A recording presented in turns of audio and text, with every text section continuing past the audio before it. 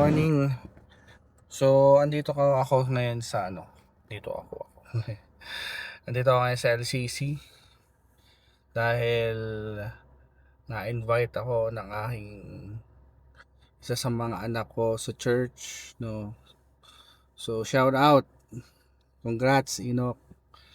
So, recognition nila ngayon and bukod pa yung graduation, pero syempre na-invite niya kami or kami ni Cars, pero ako lang yung nakapunta sa ngayon para saksihan yung recognition day niya, 'di ba?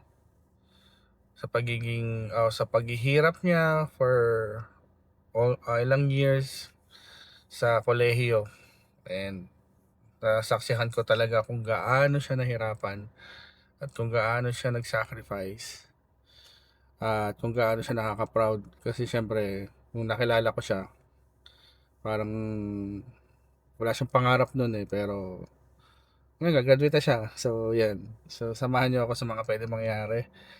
And parang real type, ano ba tawag doon, basta short reels lang yung mga clips natin today, and mga footage kung saan makikita natin kung ano yung mangyayari sa recognition day ni Enoch. So yun lang, God bless.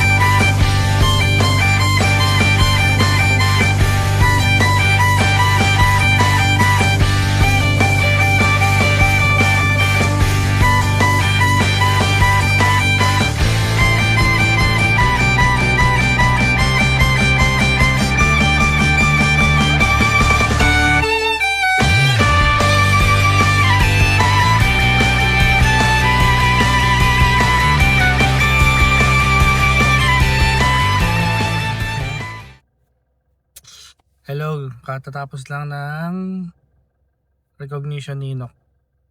So, siguro ko lang tong video to para isasama ko yung sa graduation niya.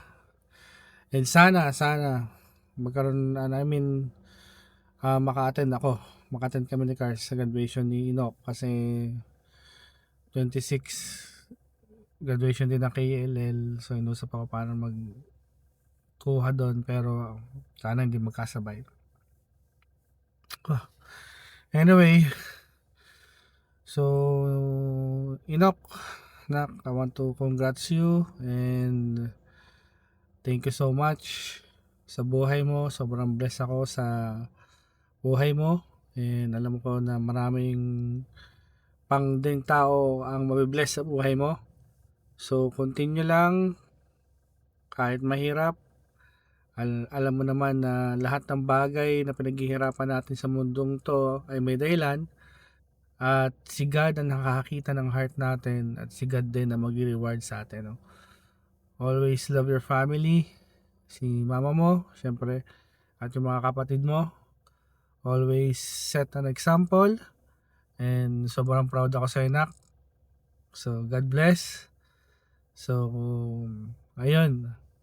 Panibagong journey ng buhay mo bilang graduate na. And again, sobrang proud ako sa iyo. Alam ko yung mga pinaghirapan mo. Alam ko yung mga sacrifices mo.